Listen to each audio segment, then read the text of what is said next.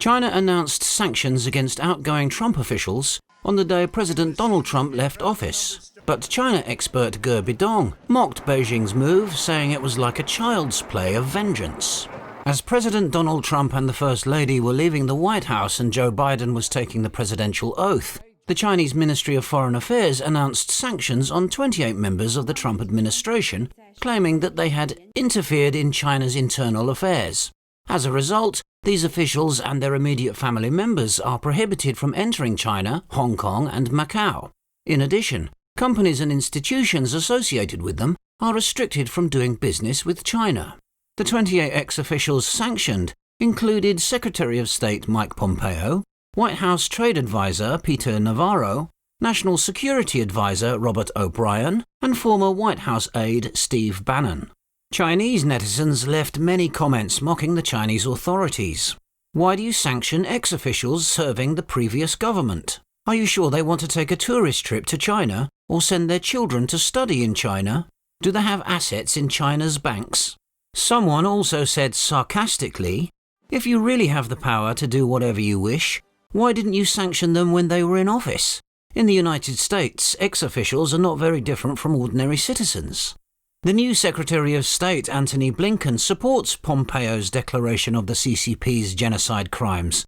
Sanction the new Secretary of State, if you have the nerve. The Chinese authorities did not dare to offend these top officials when they were in office, because they were afraid that if they did so, the U.S. officials would impose even heavier sanctions on China. Now the CCP is making the move when these officials are leaving their post. On one hand, the CCP wants to put a show in front of the Chinese people. On the other hand, the CCP wants to restore its dignity in the international community to a certain extent. China scholar and commentator Ge Bidong believes the sanctions reflect the CCP's true mindset. The CCP exercised restraint during Trump's term. It is like a hungry wolf. It would hide itself and keep quiet when you have a big stick in your hand. When you put down your stick, turn around and leave, it will start barking fiercely. Now they are showing their wild joy, as if saying, finally, you are leaving. You no longer have the power to counter me. To an even greater extent, they are also showing their shamelessness. Now you have lost your political power. I will bite you with all my might. The CCP is indeed very happy to see President Trump leave. China's state media, Xinhua News Agency, posted a message on its Twitter account saying, "Good riddance, Donald Trump." According to commentator Ge Bidong, this indicates that the Trump administration had truly dealt a heavy blow to the CCP.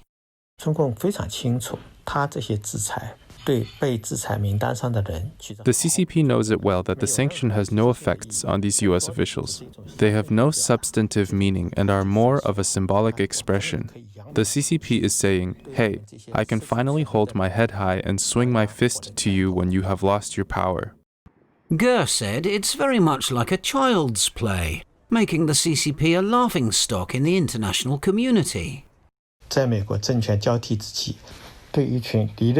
During the power transition in the United States, the CCP went after a group of outgoing officials. Such a move lacks diplomatic manners and is akin to that of a hooligan. People in international society will only find the CCP cynical. As a state power of a big nation, the CCP would do such an unfitting thing. I really feel that its days are numbered. Biden's National Security Council spokeswoman Emily Horn also called the CCP's sanctions unproductive and cynical, and called for a bipartisan US policy to stand up to Beijing. The CCP couldn't have imagined that US officials usually feel it's a great honor to be sanctioned by a totalitarian regime. US Senator Marco Rubio was sanctioned by the CCP twice in 2020. In response, Rubio told Fox News in July 2020, "I'm actually proud of it. Anytime a totalitarian evil regime is against you, you know you're on the right side." On January the 20th, former White House aide Steve Bannon also called the sanctions a badge of honor. He said he would fight even harder for the Chinese people to help them gain freedom. Beijing apparently treated the outgoing US officials very differently from the incoming officials.